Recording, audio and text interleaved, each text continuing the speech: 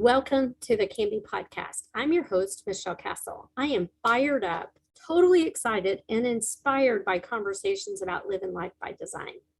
Knowing that you can be anything or anybody you choose to be. To me, it's just so simple. If life isn't what you want it to be, I truly believe we all have the power within to change our life just by changing our thoughts and what we focus on. It is a choice. I have with me today a friend that I have known for many years and have the pleasure of working with in the real estate world. Brad Rhodes is a realtor, he's a broker, and he is new to life coaching. And it is through his experiences that he has been inspired to provide you with the guidance and the coaching. I am so excited about our conversation about deconstruction. Really, how do you redesign? How do you undesign and redesign that life that you truly want to live, being authentic to who you are? So I'm super excited to have Brad with me today. All right, Brad. So over the weekend, you and I started a conversation, as we often do, that starts over here and it ends up over here. Absolutely. I love those conversations. Those are always my favorite. Yeah. Just let it go. Right. Let it be what it is. Yes. But you said a word that really, when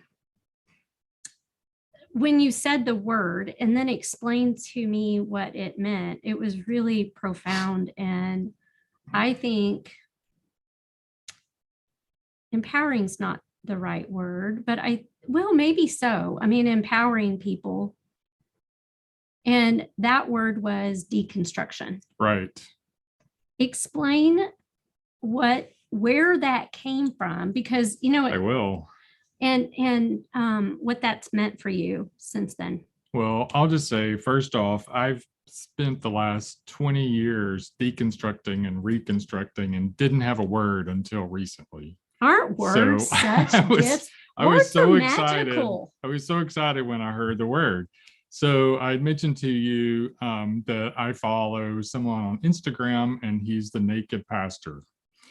And so first off, I'll say I've never seen a picture of him naked. So it's not a literal naked. It is the way I take it is just exposed. Yeah. Stripped down and completely honest, exposed, open. And honest. So get that visual out of your mind. It's not good. Naked pastor standing in front of But people. I do like him a lot. And he shared a post, and it had the word deconstruction. And I'll share a little bit more about that post in a minute. But basically, the concept of deconstruction is, this is the way I look at it, is, and I think this applies to everyone to some degree and some level. When you're born, we go all the way back to birth, the first 10 years of your life,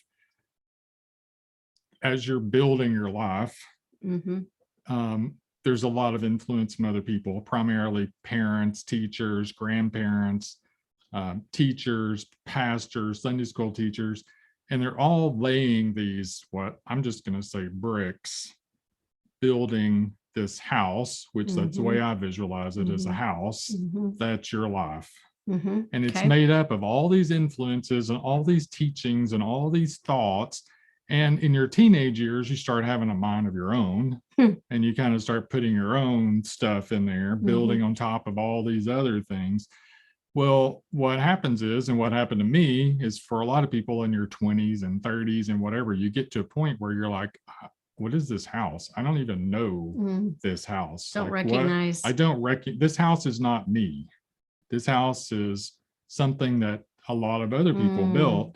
And so what happens is, that's where the deconstruction starts taking place, and you start taking pieces, and sometimes it may just be parts of it or whatever. But for me, it ended up being deconstruction of the whole house, where I took every single brick, every single piece of lumber, every single piece of everything, and looked at it and analyzed it. And if it's something that I believed in and something that that fit me in my life, I like put it back over here. And if it didn't, I put it over here. And that sounds easy, but it's not, because No, there's a because you lot of have emotion. There's a relationships. lot of emotion involved with that. Mhm. And there's a lot of dedication and loyalty and love and appreciation to the people who laid that there, which makes it very hard when you start taking it and go, but this is something my grandmother taught me. But it's like, okay, it's a good memory, but it's not part of my life. It's not part of who I am. So, a key word for me has been authenticity. That's like a huge key word for me. Well, as I was thinking about all this past week, because I just saw those posts a little over a week ago, but as I thought about it, I thought, well, that's authenticity. Rebuilding and reconstructing that house, that life, which is really you. You're not going around living this life, living in this house that was built by somebody else. You're in this house that's you. And that's what you're putting forward. And that's what you're presenting to the world is me. But it takes a lot of analyzing those things. Brick by brick, brick or by brick by rock brick. by rock. It was literally a 20-year process for me. And it's only been in the last year that I think I felt like I could step back and look and go, okay, I think we're finally there. So for me and my story and how this applies, and we've had several conversations about this, is a whole lot of mine had to do with religion. And I think that's why it was such a big thing for me. And this naked pastor, I'm actually going to pull up his post because he had some really good comments, what he had to say about it. So it says, the reason your deconstruction affects everything is because your religion did. So I thought, oh, well, okay. And then I read his comment. It says, deconstruction affects everything because your religion did. Nothing escapes religion's total domination: eating, sleeping, sex, friends, family, time, volunteering, even activities. As I looked back, and that's why it was such a huge process for me. So I was raised in an evangelical church. Many of the people that I know that were raised in the same church, it's you don't really realize it, I don't think, when you're in it, and especially when you grow up in it from childhood, how much that the church dictates how you live your life. Right, exactly. This is how you think. This is how you what you do. This is what you don't do. This is, there's just a whole lot of rules involved, which with rules comes a lot of judging. Because if you don't live according to their rules, then you're going to get the judgment. Even, not going to church on Sunday night. Right. Things yeah, like because that. Sunday morning, like Sunday night, Wednesday night, and then any kind of church group that you are supposed to be, you're expected which to be there. Again dictates how you're spending your time and who you're spending it with doing what it is that you're doing. It's like your whole social life, everything, which is not a bad thing. I think it's great that's, we all want to have social community with people that we have things in common with. And obviously that's a group of people that you're going to have a lot in common with. But to your point, when you are raised a certain way, and that becomes a habit that you do out of habit versus a decision that you made to do later in life. Yes. Like if you weren't raised that way and you found comfort and in love, acceptance in a church later in life, and maybe they were there for you when others weren't, then you made a decision to be present and involved versus being programmed to be present and involved. Yes, absolutely. Very true. So my situation is, just so people have a little bit of background on me. So I was raised in the evangelical church. Not only was I raised in the evangelical church, my dad was a pastor. Oh, I didn't know that. Yes. So he was a lay pastor. So he never was a full-time. He always had full-time, at least one or two full-time jobs, plus being a pastor. So for the first 17, 18 years of my life, my dad was not only my dad, he was my pastor. So living with the pastor. So I mean, we are very entrenched, With the supposed tos, and you've Yeah, got oh yeah, very much. yeah. So not But the only church. am I getting it from the church, but Mhm. my dad being the pastor. So I knew at an early age there was something different about me, Mhm. but didn't really explore that because you're not really allowed to. Yeah, you don't ask questions. So I got married when I was 20 years old, Mhm. very young. By the time I was 30, this thing that was different, I knew was not going to be something that was going to go away. Mhm. But having been so entrenched in the church, and this thing was that I knew I was gay. Mhm. So the way that you deal with that when your whole life is entrenched in the church is that you pray as hard as you possibly Yeah, can. please take this away from me. I Like can't it's even tell something you that's bad. this is a and it's not. curse. This is my thorn in the flesh. This Yeah. is my Mhm. temptation. This is my, Mhm. and so no one on this earth has ever prayed for anything more fervently than I prayed for that to go away. Mhm. Because I was married, I had kids, I had the whole life. Yeah. Big members of the church. Your house was fully built. Everything. My house was built, and it was a brick solid house. So from at 30 years old, that's whenever it hit me. So 10 years into marriage, that I'm not going to be able to do this forever. I don't know how, I don't know what, I don't know, any of the answers, but I can't do it forever. 6 very long years later, we separated. And then for me, I knew or I believed that I had to make a choice. I could either follow God or I could follow what I felt like was natural to me. And I couldn't do both.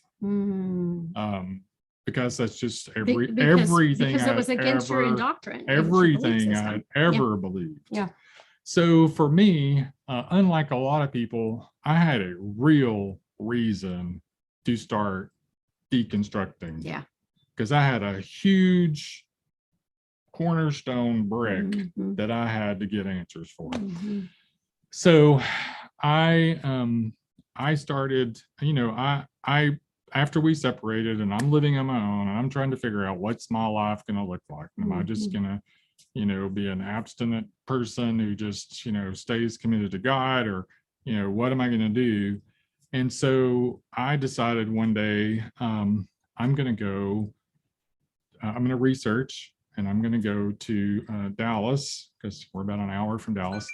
And little did I know at the time, but the largest gay church in the country is in Dallas, Cathedral of Hope.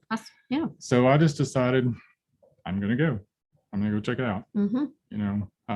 Because everything I believe is, that's not real. Yeah. Can't like be real. I can't go to church now because I am against the church. Gay church is such an oxymoron. I can't be both. And I'm just going to go check it out. Yeah. So the whole drive that morning, I'm just like praying. It's like, dear God, just show me the truth. I need to know, is this just a bunch of hogwash, which I literally remember that word.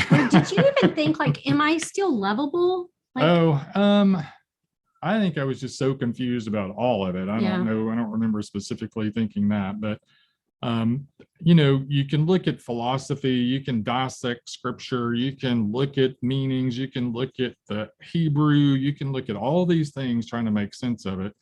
But for me, it's like I was exhausted of all that. I just want this between me and you, God. I want you to reveal to me if, just show me truth. I just want to know the truth.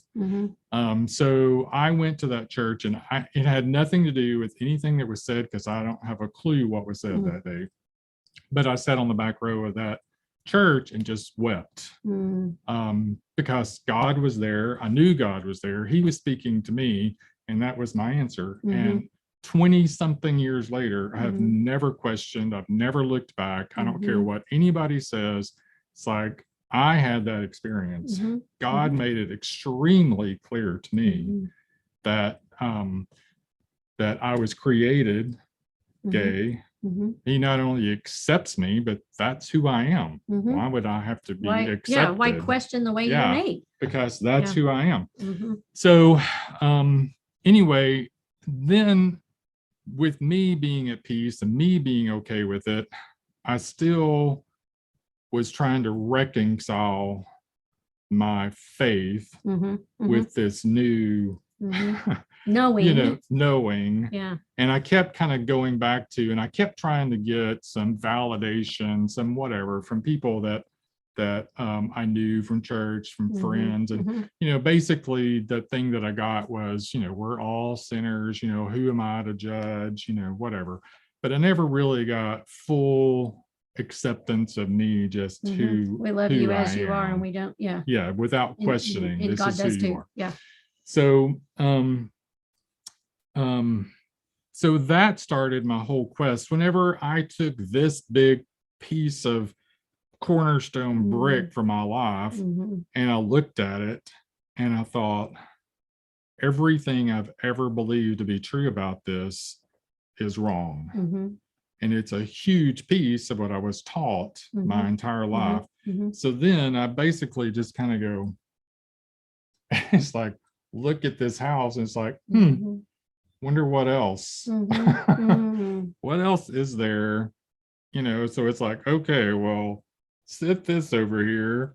And I just literally remember having that thought of, well, what else? What else have I been taught that's not right? And I literally just took thing by thing by, everything and broke it down. And so from there, you're able to take, okay, it's like, okay, well, here's this pile, here's this pile, and start rebuilding. So the great thing about deconstructing, you can't just deconstruct, you got to reconstruct. You got to reconstruct, yeah. You got to put it back together. Do it intentionally. But you get to do it intentionally and genuinely, and know that, and when it's finished, it's like, okay, this is me, and I like it. And there are people that, I looked for validation my entire life and never got it. But it's great to be validated and appreciated for exactly who you are. Because, that's one thing. And one of the books that I read years ago as I'm dealing with all this was one of the issues that kids who grew up like I did, all kids, when you go through teenage years, whatever, you're looking for validation, where you just get validation for all kinds of things. But when you're pretending to be one thing and you're something else, and the person or the thing that you're pretending to be gets validated, then that's like a reverse validation. It's like, I'm validating this person that you're got the mask that you got on, which means I do not validate or approve the real you that's behind that mask. And so that's a huge thing as you're growing up. And what ends up happening is, and what happened with me is, after this whole reconstruction process, even though it was beautiful and it was great and I loved it, there was still this deep shame that I still could not get rid of. And shame's a tough one. Shame is very tough. At the bottom of the emotional scale. It is at the bottom, and it is for me, it was at the very core of who I am. So trying to release that shame. So I'll just say, starting in 2020. That's what I was going to say. I think I've watched this experience. So starting in 2020, I started therapy. It was great because I'd wanted to see a therapist for a while, but I didn't want to see anybody local. I didn't want, whatever. I wanted to be able to really select somebody that I felt like I was going to have a really good connection with. Well, in 2020, they all started doing therapy online. Yeah. So now you can find anybody anywhere. I can research, and I did extensive research, and I found someone. And so for a year and a half, I did therapy. So 2020, probably to the end of 2021, something like that. That I had therapy with this guy, and it was incredible. It was great. We worked through a whole lot of stuff. And I got to the very end, and basically I graduated because, it got to where, each session's like, I don't even know what are we going to talk about? Because previously it's like, I've got all this stuff. It's like, wow, I've been making notes of all the stuff I want to talk about. Then it gets to the end. It's like, I just, but I just didn't feel like I was there. But what I know now is that I was using my cognitive thinking brain processing. I had processed it all. I had all the answers. I knew, all the way my brain was thinking, and I knew all that stuff. But I still wasn't able to release that deep, deep shame. So I can't tell the story without saying that I ended up going to Janet Karam, who's a hypnotherapist, and had an incredible experience. But Janice is amazing. I mean, Janet is amazing. But it's not really what I went to her for. Yeah. Yeah, but she just has that way. She's just so gentle and helping discover the uncovered. It's like I didn't even know, since I'd never been to her, I didn't even know what all I could accomplish or what all we could do. So I then for several months, Janet's a really good friend. It was a new practice she had just started in like 2021. Wanted to support her, go check it out, see what it's all about. So then I did have something that I wanted to work through. And as she and I talked, and I started just spilling all this other stuff. Well, somehow she's just an extremely intuitive person that knew exactly where to lead this. But ultimately, but I want to but I mean, not to lose track of, don't lose track of that.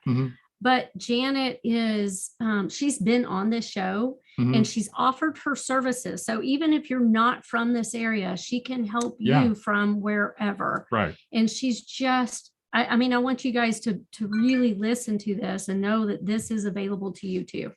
Right. So what I know now, and so this was a year ago, this was in March of last year, that I think it was March that I went to see her. So it took getting out of my conscious brain, because that's what happens when you're hypnotized or for hypnotherapy. Basically hypnotherapy, just so people know, is guided meditation on steroids. Yeah, I mean, it's a very deep guided meditation. So you're going into your subconscious, which means you're no longer using your cognitive thinking brain.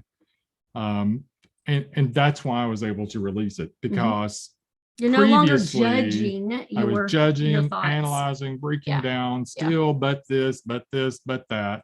So when you're in that state, all that's like, you're detached from all that. And so I had an incredible experience. And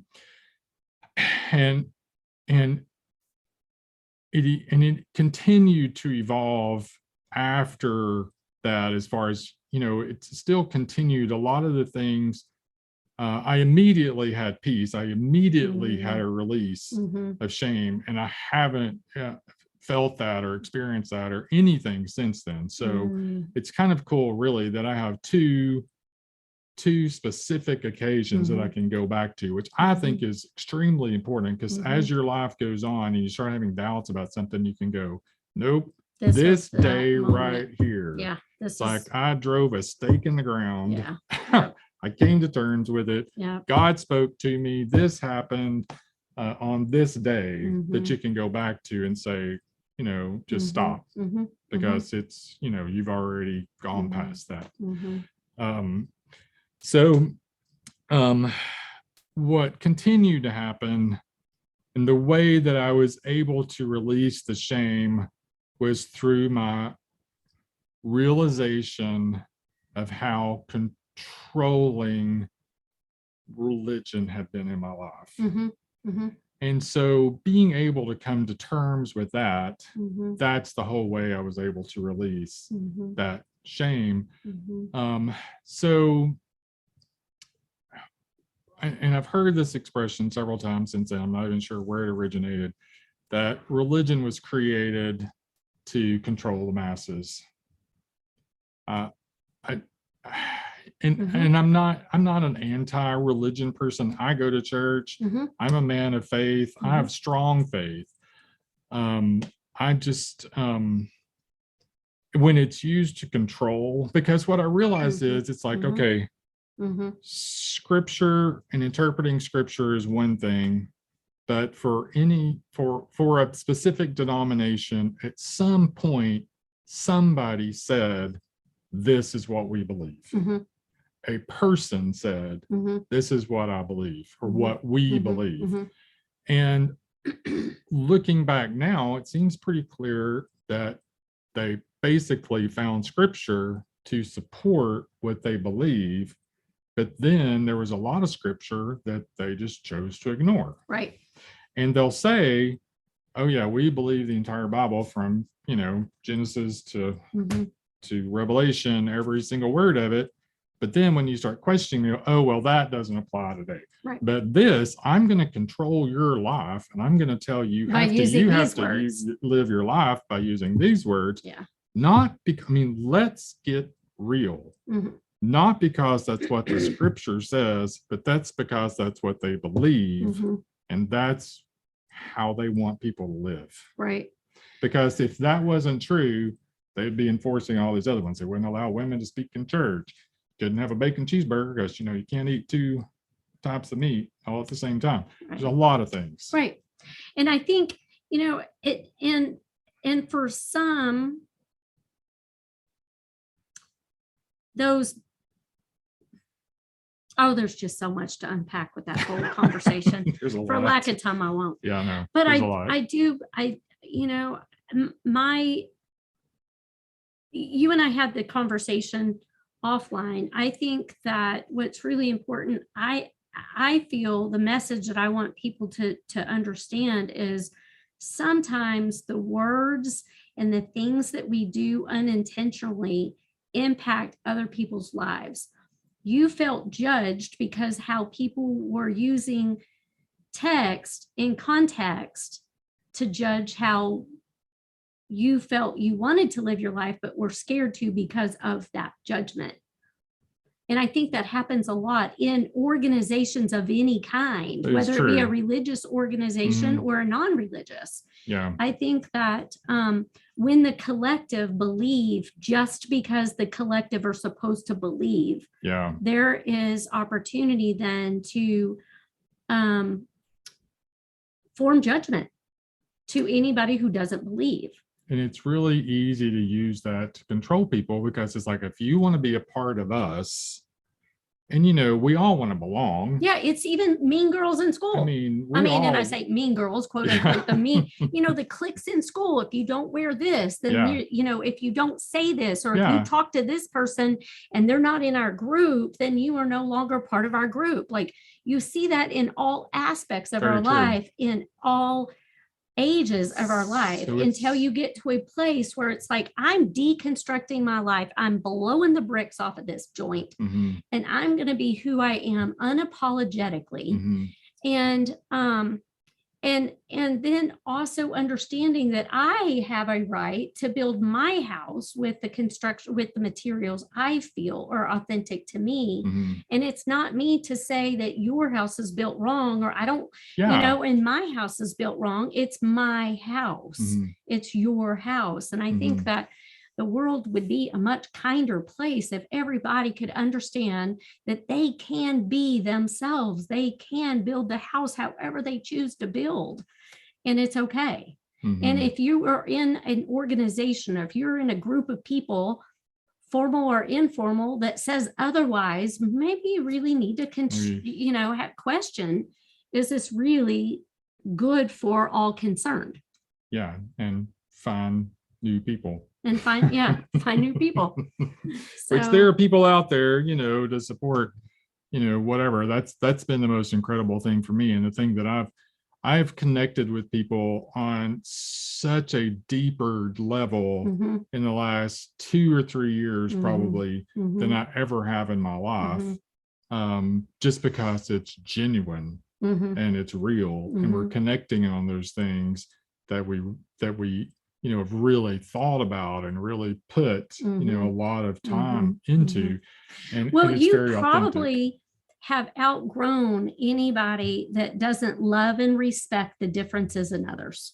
True. Yes. And not that you wouldn't associate with others because you're free of judgment, because Sure. lest you be judged. Yeah, But no, I don't judge. at the same point, I think that you start resonating with different people and you kind of outgrow relationships, which is kind of sad sometimes. And that's okay. And that's okay. It's hard, and a lot of people have a hard time with that, but it's better to detach and move on and continue to grow than to continue trying to stay in that place just to save this relationship. It's like, what's it even built on anyway? When you were talking about deconstruction and rebuilding your house, I keep visualizing my granddaughter used to have hermit crabs. Okay. At her grandmother's house. But a hermit crab, when it outgrows its shell, it goes and finds another shell, right? And so she would always get a little bit bigger, more decorative or whatever. She would have all of these different shells, and the hermit crab would choose what shell fit him best based on his growth. And so I just think about that too. Like if you're a nomadic type of person and you don't want to build a house, then just find a bigger shell. It can be an RV, something on wheels. So I have to say one thing. So, I've talked to 2 or 3 different people that do podcasts that, have thought about kind of sharing some of this stuff, but you mentioned it to me, which you brought it up to me to do the podcast. And I thought, oh, this makes sense because, we have so many of the things that we have in common, but because you're the only one of the few people that I'm friends with and know today that knew me in my previous life. Yes. I mean, way back. And that is what I refer to it as. 26. Prior to like about 2000. Years ago. Yeah. That was my previous life. Yeah. That was, so yeah, we did Awanas together. Yes. You knew me when I was married and when my kids were little, and I won't say what church, but that church that we both went to, and so there's a lot of history there. It's so anybody that thinks they knew me that hasn't known me in the last few years doesn't really they don't know me. You they don't know you like you know. Nope. Yep. I love it. Thank you so much. Absolutely. I know sometimes whenever I ask people to be on the show and it's not like I give you some questions, you don't know what to expect. It's kind of a little scary, a little intimidating. And I actually had probably about 5 different things that we could have talked about, but I chose this one because we talked about 2 different things before we even started this. True. Mind, movies, and breathing. So I still got research doing all that. So we can come back to that later. Sounds good. Thank you so much. And thank you for listening to another episode of the Can Be podcast. Gosh, this was such a great conversation. I know you know somebody who needs this. So please share this with them to give them permission to be themselves. It's okay to blow the house apart and start rebuilding. It is okay. And there's not any point in life where you're too old or too young, because life is what you experience, and just blow that house up. Start all over. Right. Please subscribe so you know when the next episode drops. I try to have those dropped every Tuesday, and reach out to me. I would love if you've got a great guest for the show. Please let me know.